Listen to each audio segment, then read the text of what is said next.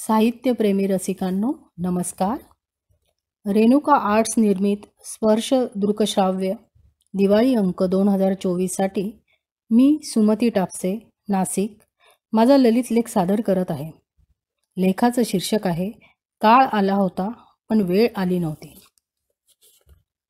लहानपणापासून एका शाळेत शिकलेल्या आम्ही मित्रमैत्रिणी वयाच्या 50व्या वर्षी भेटलो, तेही फेसबुकच्या माध्यमातून. त्यावेळी माझी शेजारील जिवलग मैत्रीण शुभांगी भेटली. एवढ्या वर्षांनी दोघी गप्पांमध्ये गुंतलो. शुभांगी व मी फर्स्ट इयरपर्यंत कॉलेजला बरोबर होतो. नंतर तिने तिचा मार्ग बदलला होता. पण घडलेला एक प्रसंग मात्र एकत्रित सोबत केलेला थरार होता. शुभांगी व मी अकोला येथे कॉलेजला नुकतेच ॲडमिशन घेतले होते. फर्स्ट इयर खूप अवघड वाटत होते. अभ्यासक्रम कठीण, गावासारखी मौजमजा नाही, मोकळेपणा वाटत नव्हता. प्रत्येकजण औपचारिक वागत होता. दोघींनाही घरची आठवण येत होती. त्यातच जूनची सुट्टी मिळाली. शनिवारी दुपारीसच कॉलेज झाल्यावर घरी जायचे आम्ही ठरवले आणि वडिलांना टेलिफोन बूथवरून तसे सांगितले. पण वडील म्हणाले, गाड्या लेट आहेत पावसामुळे, तुम्ही रविवारी सकाळी निघा. पण आम्ही दोघी हट्टी. जायचे म्हणजे जायचेच. ट्रेन लेट असली तरी चालेल. आणि ट्रेन 3 तास लेट आली. आम्ही आनंदाने गाडीत बसलो. आमचा प्रवास सुरू झाला. गप्पांमध्ये वेळेचे भानही नव्हते. मनसोक्त वडापाव खाल्ला. त्यानंतर दोघींनाही झोप लागली.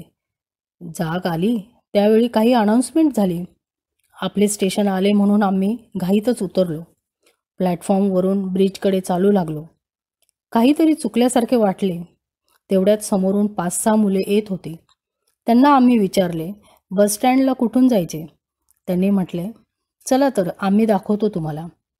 त्यांच्याबरोबर चालताना आम्हाला धीर वाटला.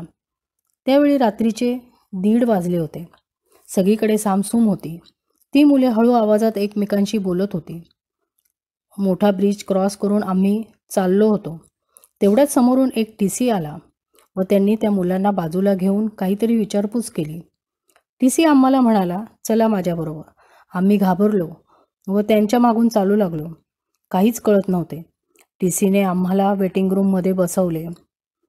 आम्ही कुठे जायचे ते सांगितले तेव्हा त्यांनी, नाशिक समजून तुम्ही मनमाड स्टेशनला उतरलात. आता शेवटची एक ट्रेन आहे, मलाही नाशिकलाच जायचे आहे, असे म्हटले. आम्ही न बोलता घाबरून बसलो.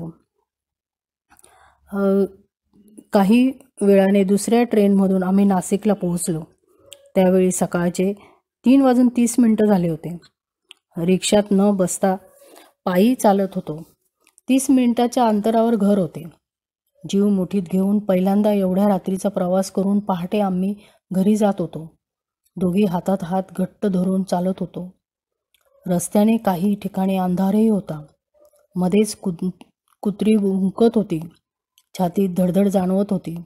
डोळे ताठ वाटत होते. काही आवाज, सावल्या दिसल्या तरी भयभीत व्हायला होत होतं. कसे तरी घरी पोहोचलो. घराचे दारेही उशिरा उघडले गेले. पटकन घरात घेतले गेले. वडील मात्र चिडलेले, एवढ्या रात्री आल्याच कशा वगैरे. आईने मात्र जवळ घेतले. सर्व प्रसंग सांगितला. तेव्हा आई म्हणाली, काळ आला होता पण वेळ आली नव्हती. अनोळख्या मुलांबरोबर विश्वासाने जात होत्या. काळ्या कोटवाला TC आला नसता तर काहीतरी विपरीत घडले असते.